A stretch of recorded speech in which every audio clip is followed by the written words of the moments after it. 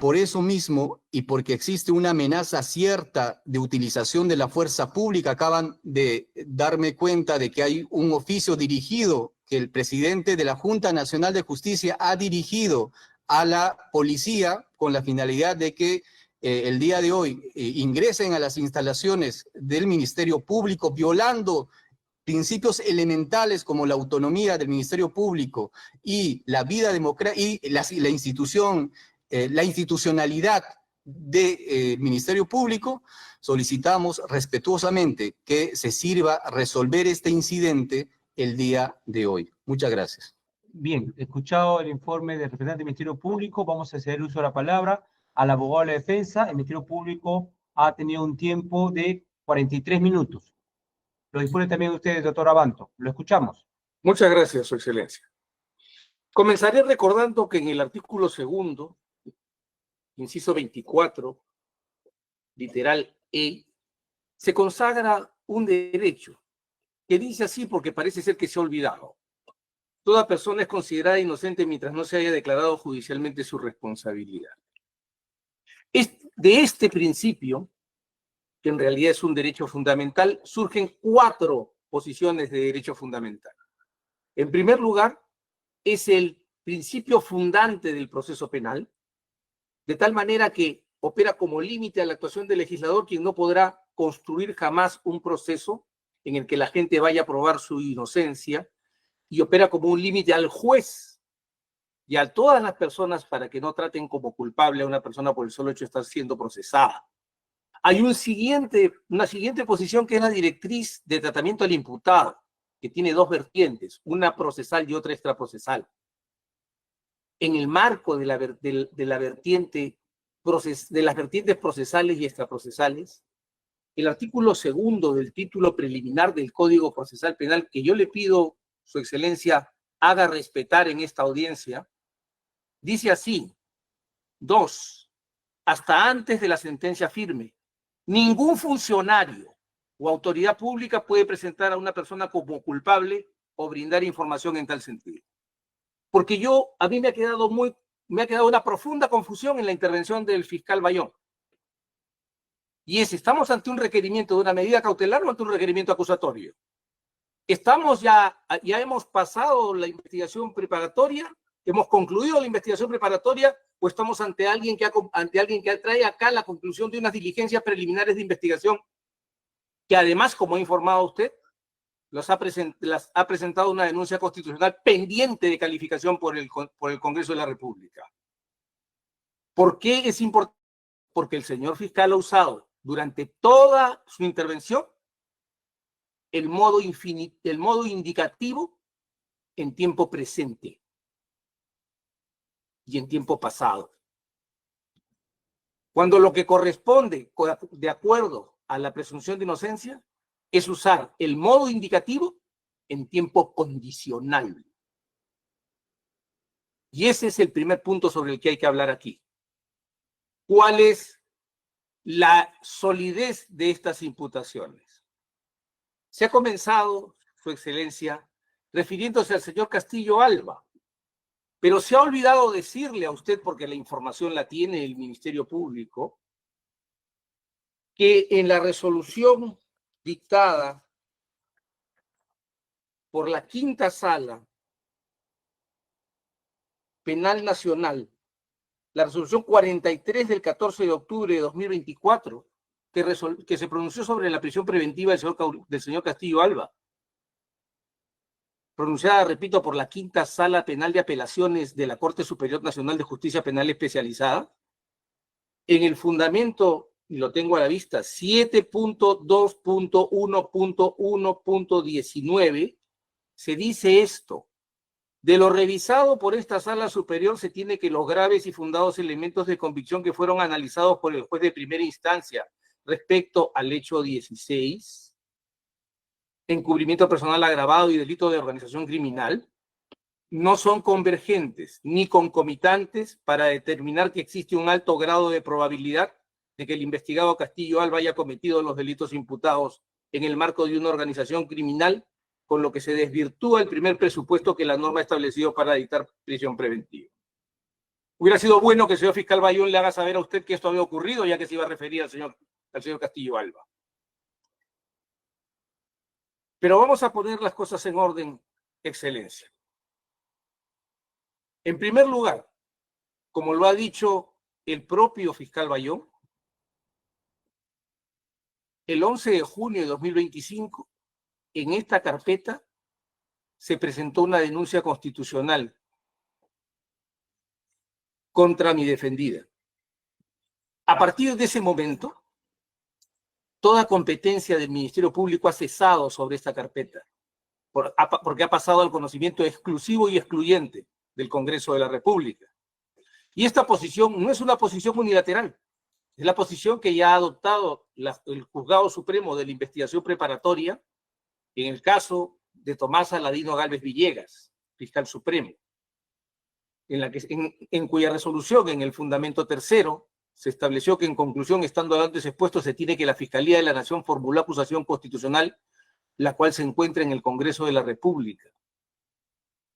Y por lo tanto, es evidente que hay un problema de legitimidad, pero que se hace más profundo y más grave, y de competencia, que se hace más profundo y más grave, porque me lleva a un punto que ha señalado el fiscal Bayón, y es que a la señora Benavides Vargas se le imputa haber formado una organización criminal que desde el comienzo la favoreció a través de tratativas con antiguos miembros de la Junta Nacional de Justicia para que la hagan fiscal suprema. Y resulta que su competidora en ese concurso era la jefa del señor Bayón. Y aquí tengo que recordar lo que ha dicho el Tribunal Constitucional en la sentencia del caso Oreguardia. Fundamento 6. Como se puede advertir, el criterio en mención, se refiere a la objetividad, exige que los hechos objeto de indagación sean ajenos para el fiscal hasta la noticia criminis. Esta es la comunicación sobre el acaecimiento de un hecho supuestamente delictuoso. Dicho de otro modo, prohíbe que el fiscal posea un conocimiento personal directo y previo relativo a los hechos que son puestos a su consideración para que valore su relevancia jurídico-penal. Siendo así, el conocimiento del fiscal sobre los hechos presuntamente delictivos comunicados siempre será impersonal, indirecto y posterior. Por otra parte, cabe destacar que tras ese primigenio acto de comunicación, el conocimiento del fiscal será parcial, progresivo y contingente. La noticia criminis inicia el camino hacia el conocimiento más completo posible de los hechos y como consecuencia de la formación más sólida y deseable de la convicción en orden a la formulación de la acusación o no. Cuando el fiscal conoce personal directa y previamente los hechos que debe investigar, socava la legitimidad de su investigación, pues desnaturaliza sus fines, los cuales son reunir los elementos de convicción de cargo y de descargo. Tenemos además entonces un grave problema de falta de objetividad en este caso, que también se ha pasado por alto. Así como se ha pasado por alto la presunción de inocencia y la declaración judicial sobre el caso señor Castillo Alba.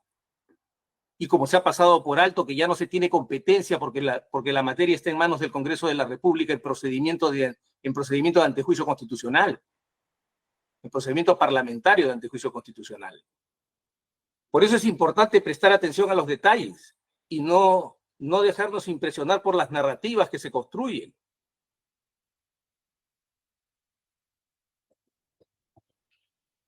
Hay otro problema aquí que es grave y que no se ha respetado, y es el de la jurisprudencia de la Suprema Corte, de la Sala Penal Permanente de la Corte Suprema establecida en la resolución de apelación 112-2021, diagonal Ucayali, ponente, el doctor César San Martín Castro, presidente de la Sala Penal Permanente de la Corte Suprema, que nos dice esto: como se colige del tenor del indicado precepto, se refiere al artículo 297 del Código Procesal Penal, por su naturaleza provisional y anticipatoria. 1. El umbral de prueba es mayor que en el caso de la comparecencia con restricciones. Se exige sospecha suficiente.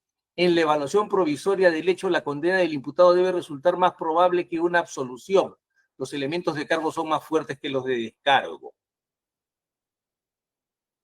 Estamos en un procedimiento en el que apenas han pasado de la sospecha inicial simple a ver si es que el Congreso considera que han alcanzado la sospecha reveladora.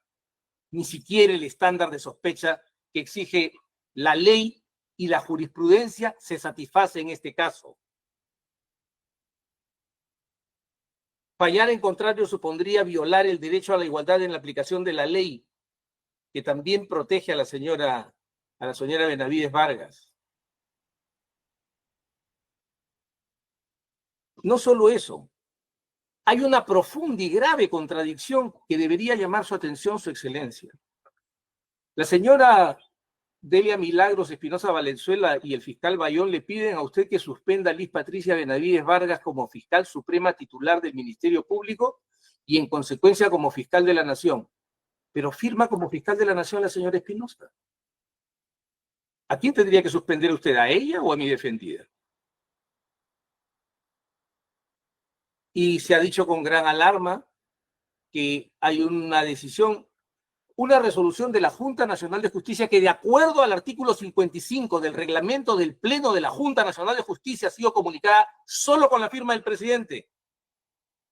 No como equivocadamente se dice que hay una resolución del presidente de la Junta Nacional de Justicia. Y en este caso,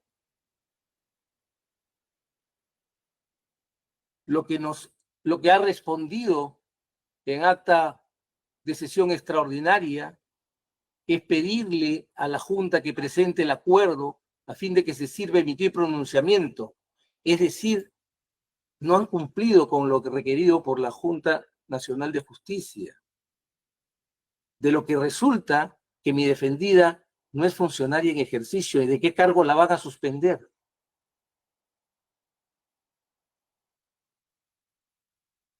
Si ha sido la renuencia de la Junta de Fiscales Supremos la que ha impedido el cumplimiento de lo ordenado por la Junta Nacional de Justicia al declarar la nulidad de la destitución de mi defendida y disponer su restitución en el puesto de fiscal supremo y de fiscal de la Nación.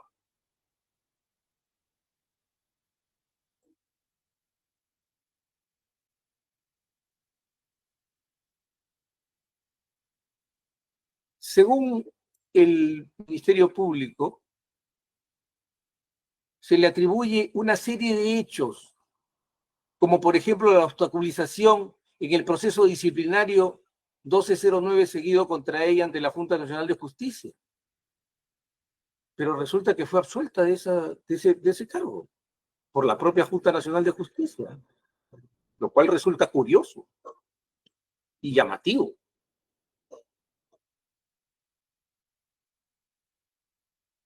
Y todo esto va atado a las supuestas actividades ilícitas de la señora Benavides Vargas.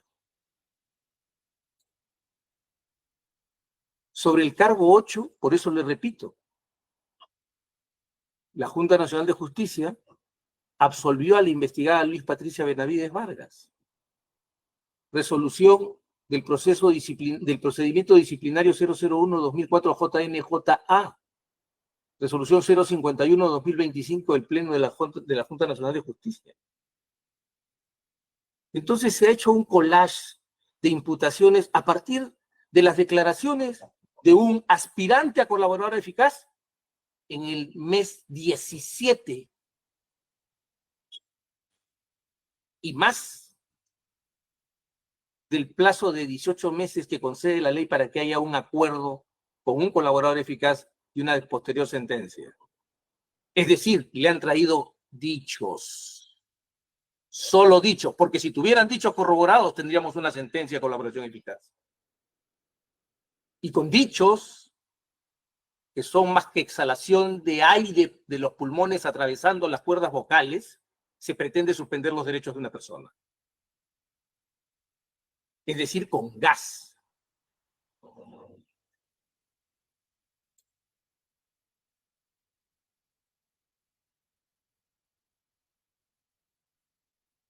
Más aún, aquí corresponde tener presente y preguntarnos si las decisiones de la Junta Nacional de Justicia son inválidas porque el Ministerio Público lo dice, o porque como lo manda la ley tendría que haber una declaración jurisdiccional que establezca su nulidad. Porque si en lo primero es cierto, no hay ninguna decisión de la Junta Nacional de Justicia. Pero si lo segundo es cierto como lo manda la ley, entonces tenemos un serio problema de competencia. Y se ha planteado desde la misma proposición de la señora Espinosa. que pide suspender a mi defendida como fiscal de la Nación. Y lo hace 2 días antes de que se notifique la resolución. Y se le ha dicho a usted, con gran mentira o profundo desconocimiento de la ley del procedimiento administrativo general, que mi defendida cometió un atropello al ir al Ministerio Público. Pero si se conociera por lo menos el artículo 16 de la ley del procedimiento administrativo general, numeral 16.2, se sabría que el acto administrativo que otorga beneficio al administrado se entiende eficaz desde la fecha de su emisión, salvo disposición diferente en el acto. Y como usted podrá ver en la resolución que le han aportado, no hay una disposición distinta. Es decir, mi defendida tenía expedito su derecho de ir a pedir que se cumpla con lo ordenado por la Junta Nacional de Justicia, en vez de armar un revuelo y terminar convocando a una pijamada pública.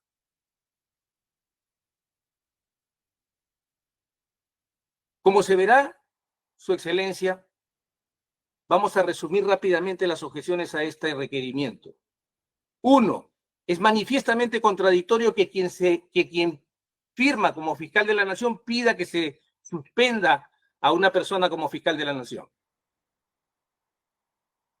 Segundo, hay ya una denuncia constitucional, lo que sustrae esta controversia del conocimiento de la legitimidad de acción de la Fiscalía y de la posibilidad de que decida inclusive su despacho, Su Excelencia. Se han presentado como hechos dichos de personas. Acompañamos el testimonio, acompañamos el dicho, acompañamos el otro dicho. Se ha precipitado una conclusión inculpatoria en una etapa totalmente prematura. No se satisface el estándar de sospecha suficiente que exige la jurisprudencia y la ley.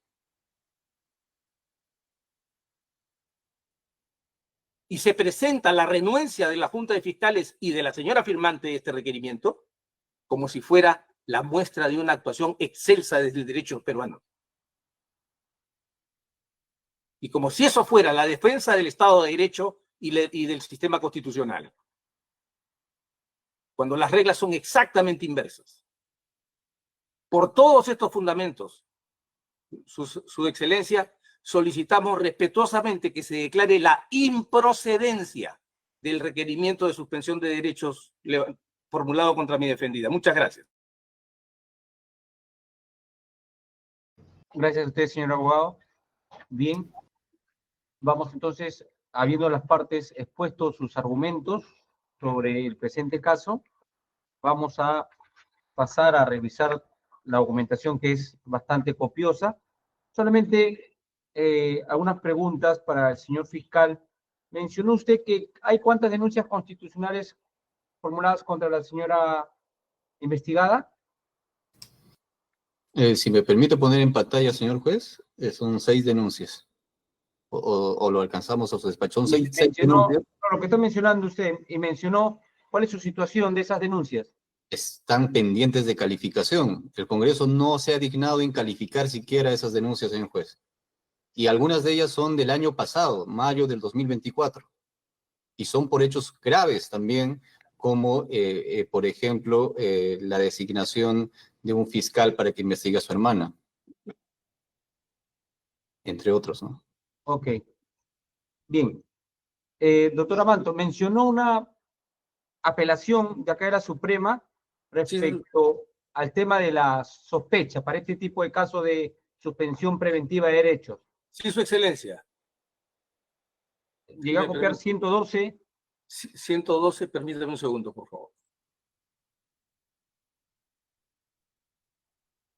112-2021, Ucayali. Ah, correcto. Ponente el doctor César San Martín Castro. Bien, correcto. Bien, señores. Han sido bastante con... Sí, dígame, señor fiscal. Disculpe, señor juez, no sé si va a haber oportunidad de la réplica. ¿Quiere hacer réplica de algún comentario del doctor? 5 minutos, 5 minutos. Ok, muy breve, señor juez. Bueno, primero partir porque conforme se ha podido advertir, el señor abogado no ha rebatido ninguno de los presupuestos y requisitos de la medida cautelar que se está solicitando. Eso en principio. Luego, con relación a que si este es un requerimiento cautelar o es un requerimiento acusatorio y el estándar de prueba. No, ese es el problema de haber solamente aprendido de modo abstracto de que los estándares en general son sospecha simple para investigación preliminar, sospecha reveladora para investigación preparatoria, etc. Pero hay que ver el caso en concreto. En el caso en concreto, inclusive es posible que se llegue a un estándar mucho más elevado que una sospecha simple o reveladora. Por eso es que el Código Procesal Penal permite formular requerimientos acusatorios directos, sin pasar por la etapa de investigación preparatoria. Entonces, eso en principio. ¿Y por qué en este caso no se puede, cuando señala que se está vulnerando el principio de inocencia, por qué no se puede avanzar con la investigación? Porque estamos bloqueados por el trámite que corresponde a los aforados. Estas denuncias deben pasar por la autorización del Congreso y el Congreso no autoriza. Y en este caso no es que tengamos sospecha simple, en teoría eso corresponde a la etapa de investigación preliminar, pero son una serie de documentos, declaraciones que para el abogado son dichos, pero son declaraciones para el Código Procesal Penal y para el Derecho Procesal Penal son declaraciones que deben ser valoradas al momento de afirmar hechos en función a esas declaraciones. Y son más de 200 elementos de convicción, señor juez, que se han acompañado. Y algo muy puntual con relación a que habríamos perdido competencia o que el Ministerio Público habría perdido legitimidad porque el caso está en sede parlamentaria. En principio, el requerimiento cautelar ha sido presentado cuando el caso estaba en el despacho de la Fiscalía de la Nación en investigación preliminar. Hay muchos incidentes, no es el único, que se han presentado al Poder Judicial y que han sido resueltos, como en este caso, la audiencia se ha llevado a cabo y han sido resueltos cuando el caso ya estaba en sede parlamentaria. Tutelas de derechos, requerimientos de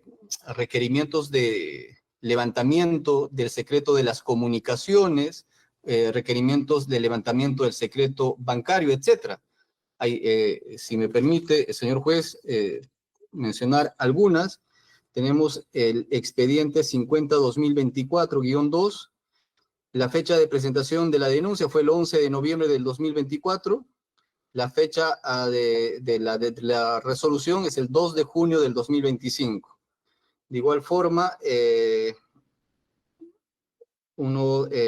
levantamiento de secreto bancario se presentó en el expediente 9-2024, el 19 de agosto del 2024 y se resolvió el 2 de diciembre del 2024. Bueno, acá nosotros tenemos son 8 expedientes que hemos podido un poco indagar de casos que ha sido resuelto por la Corte Suprema, incidentes cautelares o de restricción de derechos o de tutelas de derechos que se han resuelto, reitero, señor juez, cuando el caso físicamente ya estaba en el Congreso.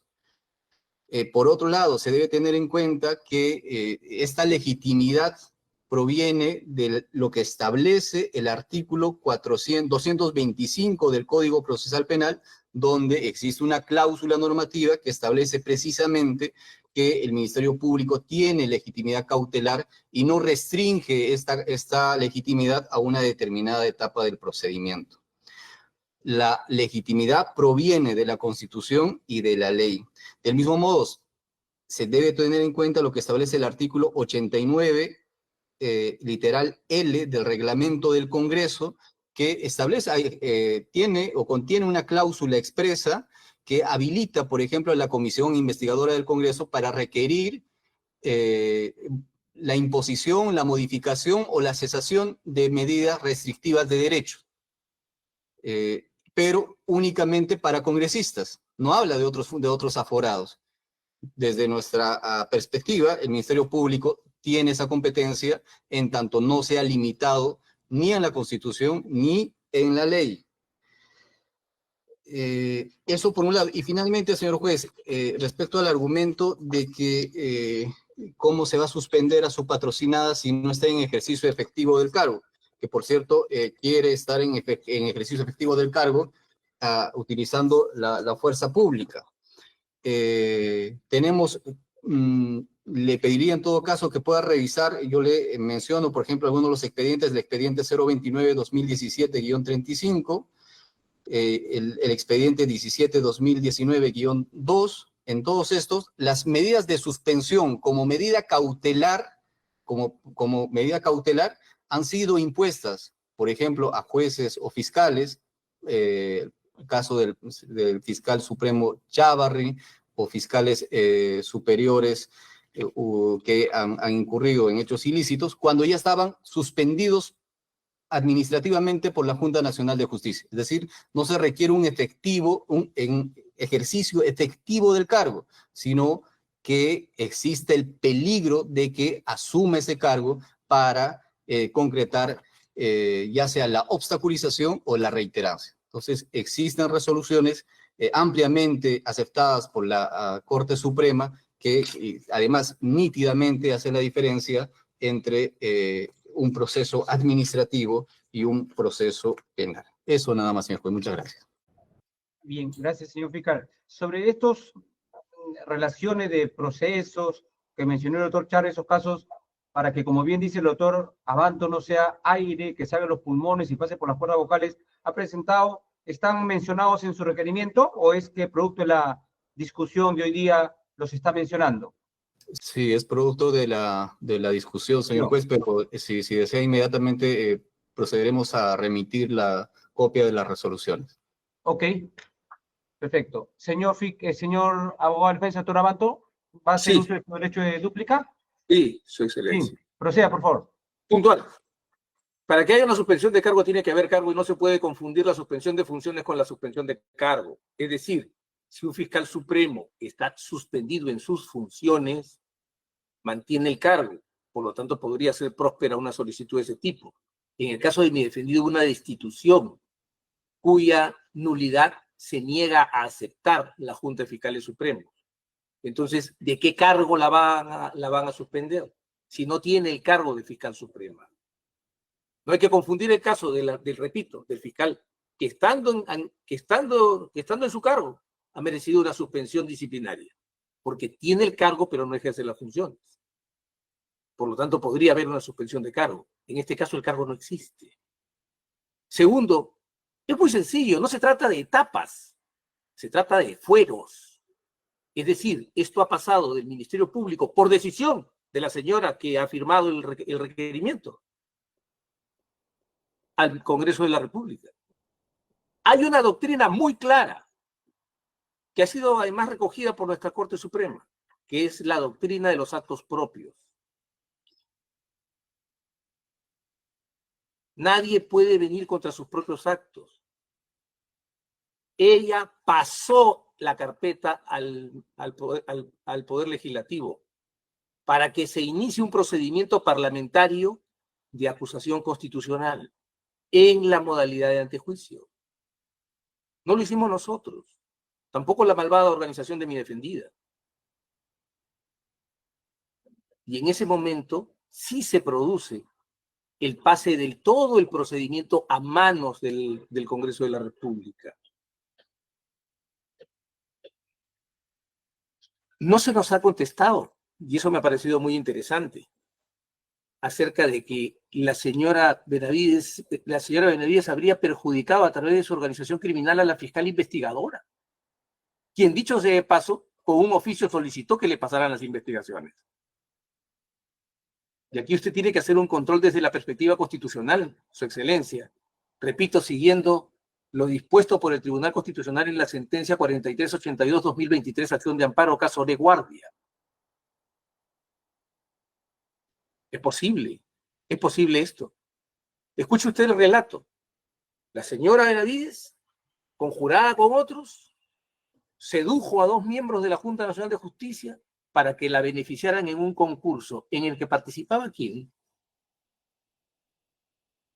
La firmante de este requerimiento. ¿Cómo funciona eso desde la doctrina establecida por el Tribunal Constitucional en el caso de guardia? Que usted aquí opera como juez de garantías, Su Excelencia. ¿Y cómo nos dice que no hay que estudiar en abstracto, sino en concreto las sospechas? Si justamente le estoy presentando un caso concreto de qué es lo que dice el doctor San Martín, presidente de la Sala Penal Permanente, a quien ha despreciado en este caso frente a su interpretación, que nos dice que tiene que haber sospecha suficiente. que ni siquiera la sospecha reveladora basta. Entonces, no, es que podríamos hacer una acusación directa. No puede hacerla. Ni la Constitución ni la ley se lo permite. Aquí no estamos para hablar de las hipótesis que quisiéramos en el mundo deseado. Y estamos para hablar con las normas como están vigentes.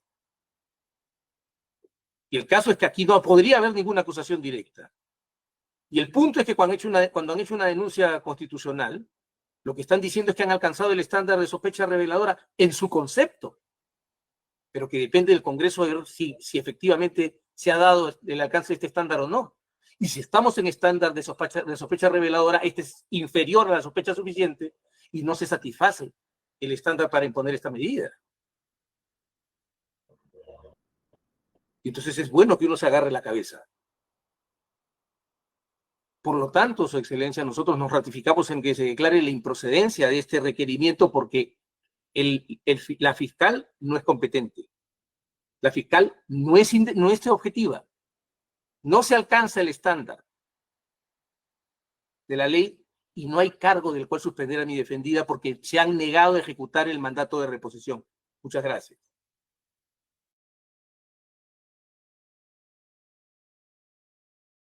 Bien, gracias a usted. Habiéndose debatido con amplitud el requerimiento formulado por el representante del Ministerio Público, corresponde ahora a la judicatura con los argumentos y el requerimiento escrito, pasar a hacer la compulsa necesaria y emitir la resolución que corresponda. Ciertamente se hará todo lo posible, se trabajará hoy intensamente sobre este particular. Agradezco mucho a todas las partes procesales, al comportamiento tanto el fiscal como el señor abogado, que han expuesto los argumentos jurídicos, que es lo que siempre requiere un juez para poder resolver en derecho. Muchas gracias y entonces hago por concluir haciendo las 16:07, por concluir la presente audiencia. Que tengan todos ustedes buenas tardes.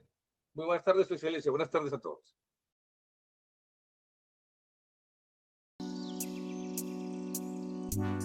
I can't see the issue. Yeah, believe me, I need to keep myself in line. But